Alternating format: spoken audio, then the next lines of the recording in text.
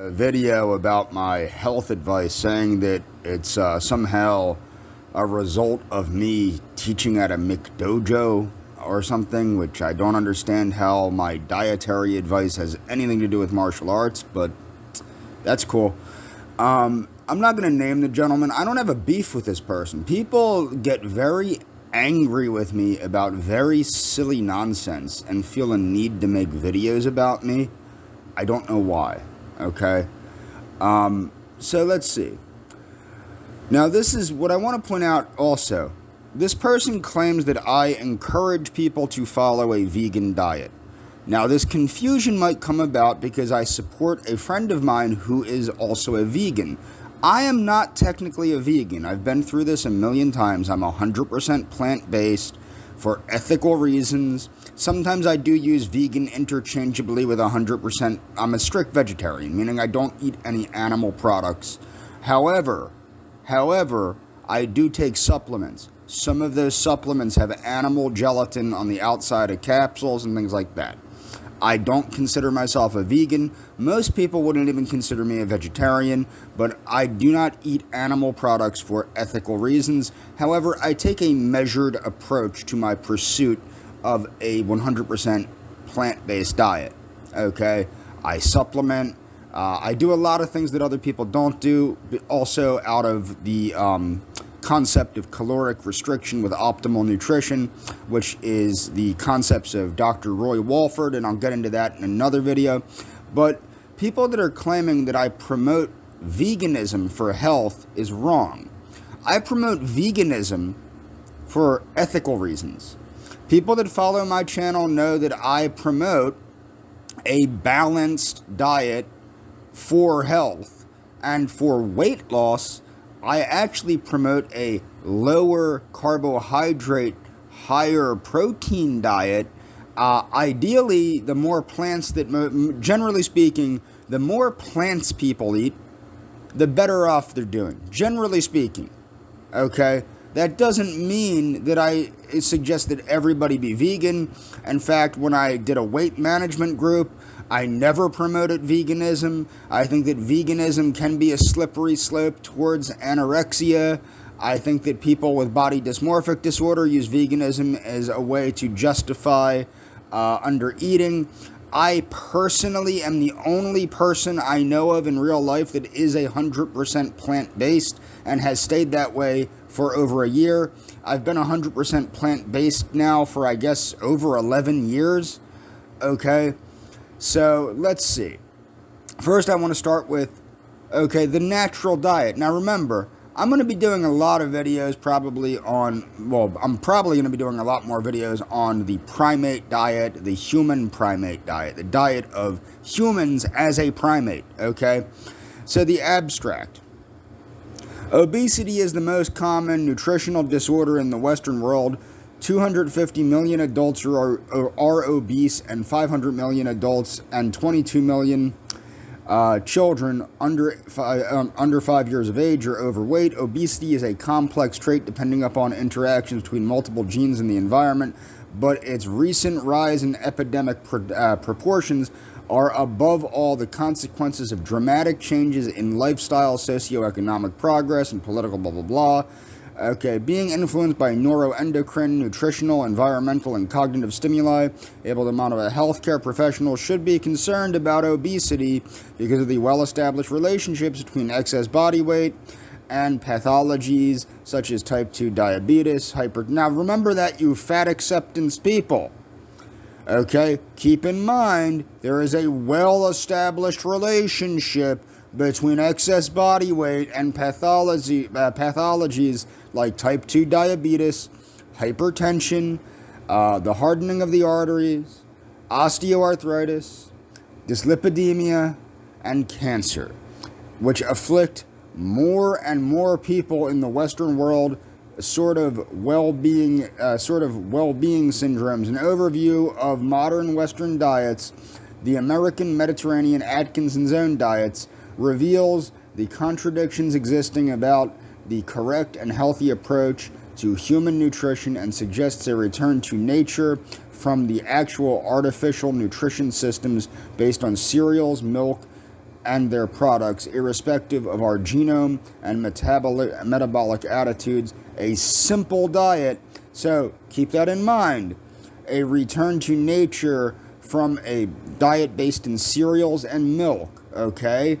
Meaning returning back to a more primate diet, more like a primate, okay? Irrespective of genome and metabolic attitudes, a simple diet based on natural food can be an ally in health maintenance and restoration, okay?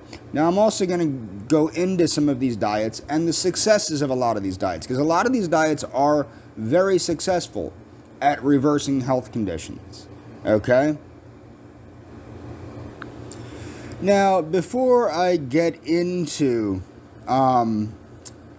these diets, I want to explain I am not a doctor, I am not a nutritionist, I am not a dietitian, I am not a chiropractor, I'm not a nurse, I'm not a registered nurse, I'm not a nurse practitioner, I'm not a anything. I don't take health advice from me, don't take health advice from people on YouTube. Now let's go. Okay. So this is going to be about the popular diets, Atkins and, DASH, glycemic index diet, Mediterranean diet, the Dean Ornish diet, the Paleolithic diet, the Zone diet, etc. So let's look at some of these diets and how they fare. Okay, if you want to read this, of course, it will be linked in the description. What I'm saying is, if you want to see how it's structured, you can check the link in the description and see that it is a decently structured research, so that you know I'm not just pulling stuff out of my ass. Okay, so the Atkins diet, 10 clinical trials ranging in duration from 3 months to 24 months were identified for the Atkins diet. Brevity and clarity, the findings from all 10 of these clinical trials are summarized. 9 of the 10 clinical trials supported the ability of the Atkins diet to produce clinically meaningful short-term weight loss, and 6 of the 8 long-term clinical trials supported the effectiveness of this diet for long-term weight loss. Okay, now what I want to point out, and I'm going to point this out later with the Eco-Atkins diet. The Atkins diet can be healthy or not so healthy based on the sources of proteins and fats that one chooses to make the diet up out of.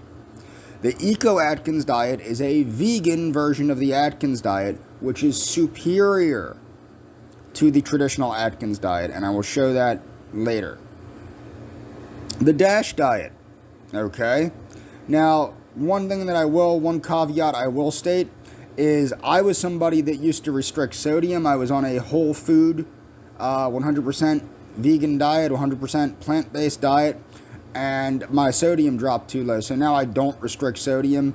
I get between 1,500 and 3,000 milligrams of sodium a day, and my blood pressure is normal, and I feel a lot better getting that much sodium. And that's what my chiropractor told me to do. I'm not a chiropractor. My cardiologist told me to do. And my cardiologist explained to me a lot of times this whole salt thing is blown way out of proportion, and it has more to do with a balance of potassium and sodium. And on a whole food plant-based diet, you're getting a lot of potassium. But, okay, so the DASH diet. One short-term clinical trial was available for the DASH diet. In this clinical trial, conducted by Blumenthal, 46 overweight and obese adults with high blood pressure were randomized. Participants' dietary intake, protein. Okay, after 4 months, participants in the DASH diet alone group maintained their weight with an average of weight change of 0.3, so it helps maintain weight. Glycemic index diet. Now, the glycemic index is where you're eating foods that don't spike the blood sugar too much. This is the diet that's actually favored by Dirk Pearson and Sandy Shaw in their book, the weight loss, the life extension weight loss book. I got to do a review of that. I still haven't done that. 2 short-term and 1 long-term clinical trials were available for the glycemic index diet.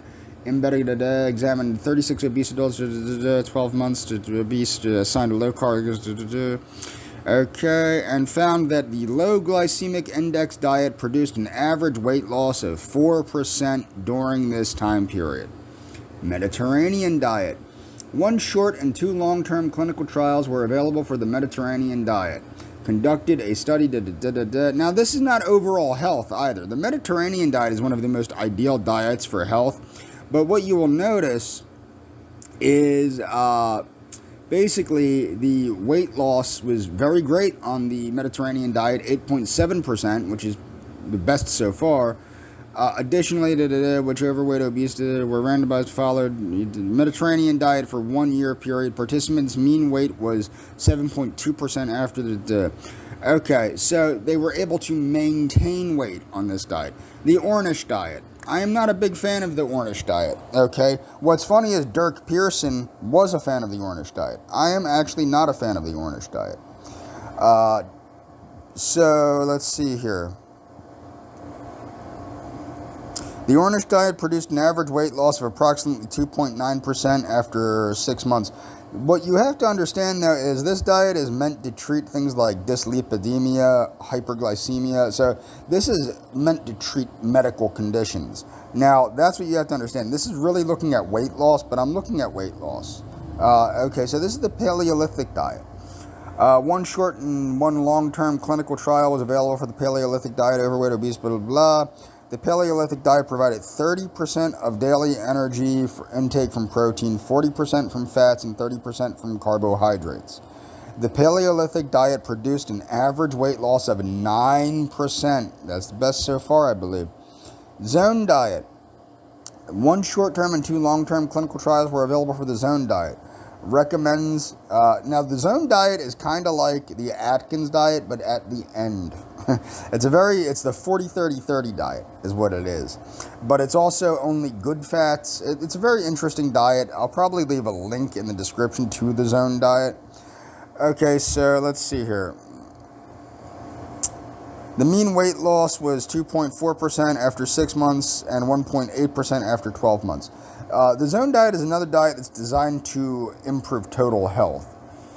The purpose of this review is to examine the clinical evidence supporting the effectiveness of current popular diets that did not include specific calorie targets, mean replacements, supplementation with commercial products, and or structured exercise programs on both short and long-term weight loss outcomes. There were a number of important findings of this. First, clinical trials that tested popular diets as recommended were available for only 7 of the 20 eligible popular diets in the 2016 U.S. News and World Report. This indicates that the majority of popular diets have not been rigorously empirically tested.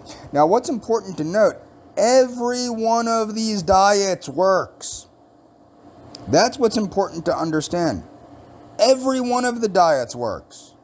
So that's what I used to explain to overweight folks, was that people needed to pick a diet and stick with it, or pick a diet and switch to another similar diet, or just keep dieting. That's when I was running my weight loss group. I would explain to people the ease at which to lose weight.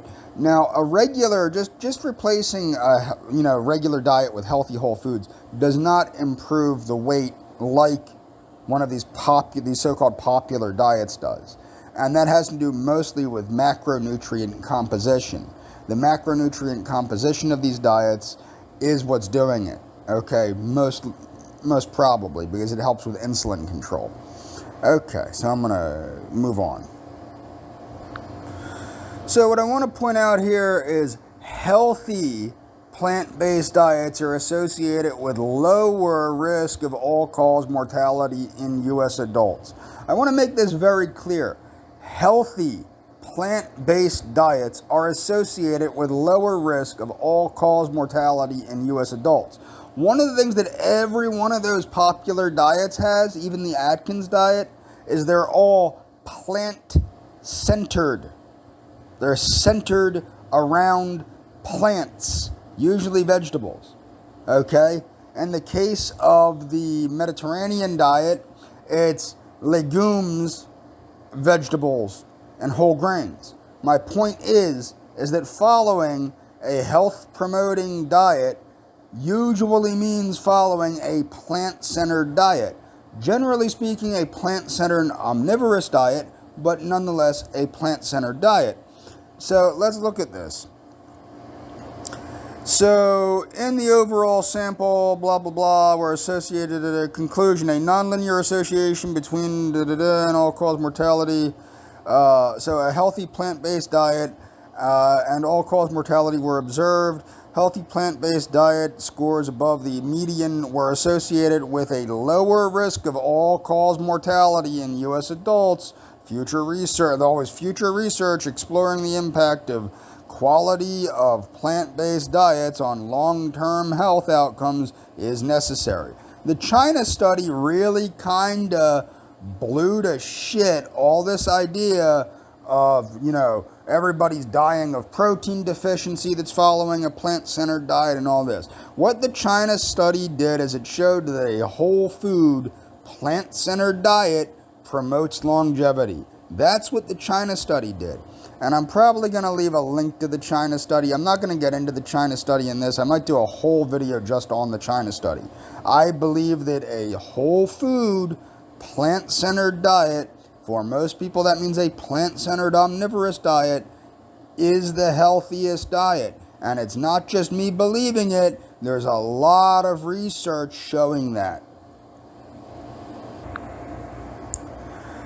Vegetarian, vegan diets and multiple health outcomes, a systemic review with meta-analysis of observational studies. Going right down to the conclusions.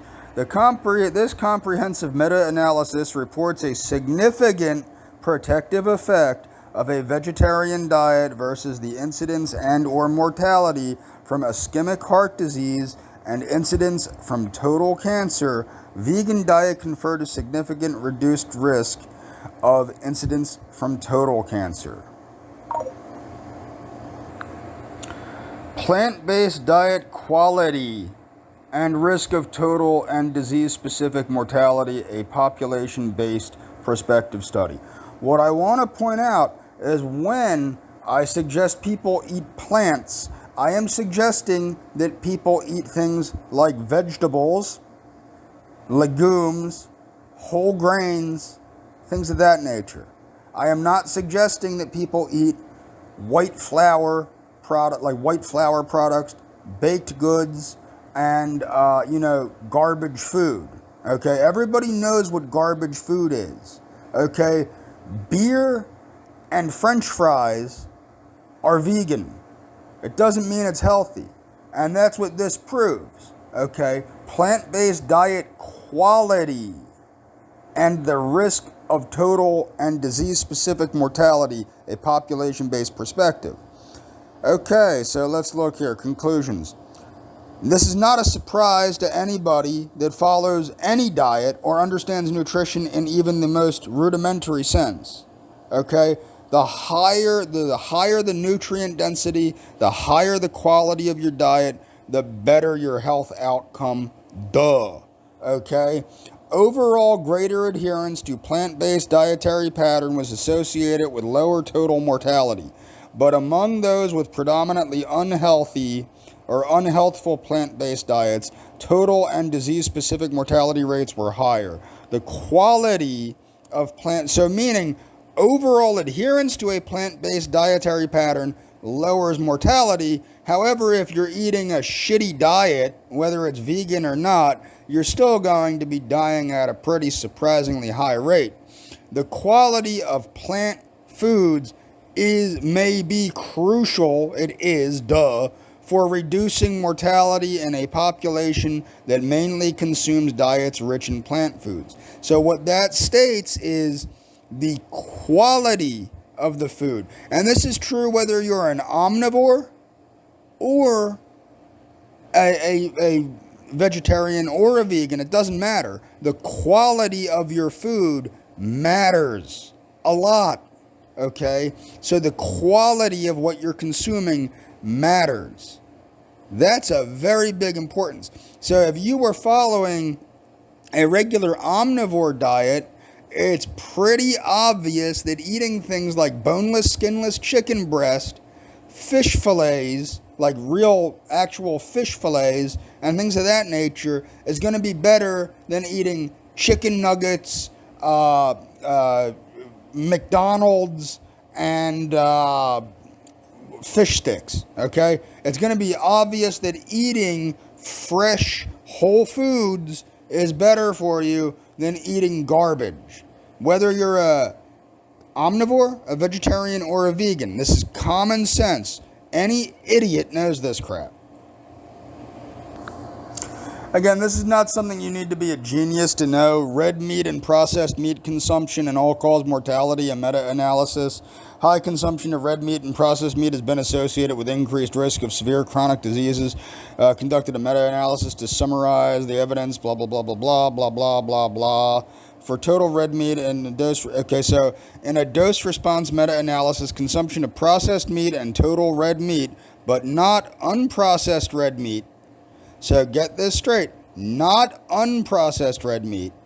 So again, whole foods was statistically and significantly positively associated with all-cause mortality in a nonlinear fashion. So not unprocessed red meat, meaning a steak is not associated with an increase in all-cause mortality according to this meta-analysis. These results indicate that high consumption of red meat, especially processed meat, may increase all-cause mortality. Okay? So this is about iron deficiency not really being that common. Like, this is the thing. Incidence of iron deficiency, there's no real higher amounts of iron deficiency in vegans or vegetarians than there are in meat eaters. This, with B12, this is another common problem. People think that B12 deficiency is so common in vegetarians and vegans. It is if you're not supplementing. Iron you don't necessarily have to supplement with. Me, because I am a very physically active person, I have found that I do feel better if I supplement with iron, so I supplement with iron. Another thing is what people need to understand, like I take a lot of vitamin C. Vitamin C helps you absorb iron when you're taking in non-heme iron. But the thing is, heme iron, the kind of iron in red meat and stuff, is very easy to overdo. But another reason for the satisfactory iron status of vegans is that vegan diets are high in vitamin C. Vitamin C acts to markedly increase absorption of non-heme iron. So what this is, it's showing, vegans do absorb enough iron from their diet, probably due to the high vitamin C concentration of their diet. But this is the thing. When you're eating foods, it is not too difficult to get enough iron. Okay? 4 tablespoons of blackstrap molasses gives you a day's worth of iron. Okay? Really, 2 tablespoons gives you a normal dose, but if you're like pregnant or something of that nature or need higher iron, 4 tablespoons gives you plenty of iron for the day. If you're making bread with blackstrap molasses or something like that, you can always put blackstrap molasses in your bread to get it. Tofu. Now, of course, people that eat, like if you're on a high protein vegan diet, you're going to be eating quite a bit of tofu probably. So that gives you a lot. Beans give you quite a bit. I eat many cups of beans per day. As you know, my lentil addiction, if you follow me on YouTube, you know that. Okay. Spinach provides plenty of iron, and I know people are saying there's anti-nutrients in these things, and there are that interfere with the absorption of iron. However, when you're taking in vitamin C with these foods, it's not going to interfere with it as much as you think, because the vitamin C helps you absorb it. And that's one of the reasons, as it said, that's why there is a satisfactory iron status in vegans, is because of the high vitamin C content of their diet.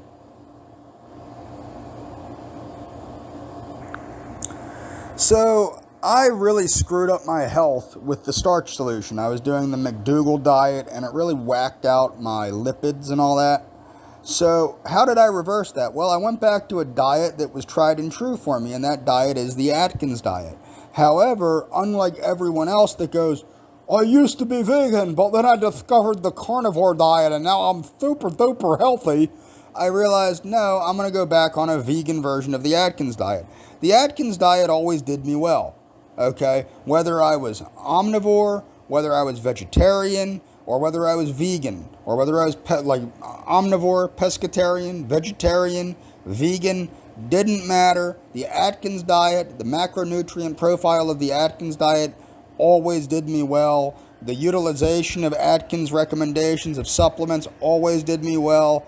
So what I did is I just went back on the Atkins diet. I went back on an Eco Atkins diet and fixed my blood lipids and all that stuff, and it helped me quite a bit. I've lost quite a bit of weight, but now I'm back on a whole foods plant-centered, like it's a plant-based diet, okay? It's a 100% plant-based diet, but it's no longer as carbohydrate restricted. Instead, I exercise a lot more, and I do a lot more cardio. But this Eco Atkins diet, what I want people to understand is a low carbohydrate plant-based diet has lipid lowering advantages over high carbohydrate, low fat weight loss diet and improving heart disease risk factors not seen with conventional low fat diets with animal products. Okay? Now, what's also important to understand is, more importantly, the traditional Atkins diet can have a bad effect on your LDL cholesterol. This actually raises your good cholesterol and lowers your bad cholesterol.